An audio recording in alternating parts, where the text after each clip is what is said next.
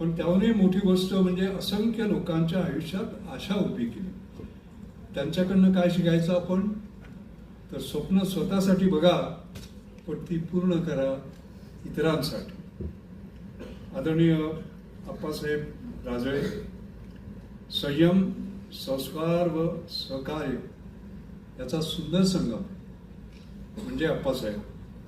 सहकाराला केवळ एक व्याथिक व्यवहार न ठेवता माणसांना जोडणारी चळवळ त्यांनी बनवली. त्यांनी संस्था उभ्या केल्या नाहीत, ते माणसं घडवत गेले. व खरं नेतृत्व माझ्या मते तेच असतं, माणसं घडवत.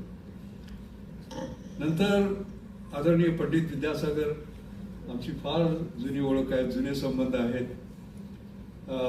आत्ता त्यांनी ओवी गाव विज्ञानाबद्दल आपण जे म्हटलं की त्यांनी आपण विज्ञानाला एक काव्यात्मक असं रूप आपण दिलं आणि मला आनंद वाटतो, अभिमान वाटतो की त्याचं प्रास्ताविक मी लिहिलं होतं.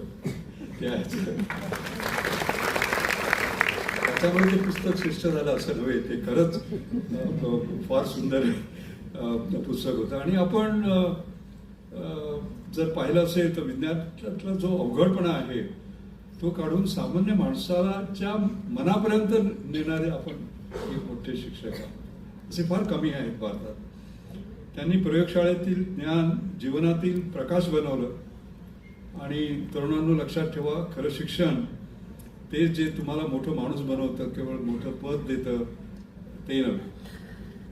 आणि आदरणीय शमा भाटेजी, त्यांचं नाव घेतलं की कथ्थक हे केवळ नृत्य राहत नाही, ते संस्कृतीचं जिवंत श्वास बनतं. अत्यंत साधक वृत्तीने, संवेदनशीलतेने त्यांनी ही परंपरा जपली, वाढवली आणि जगभर पोचवली.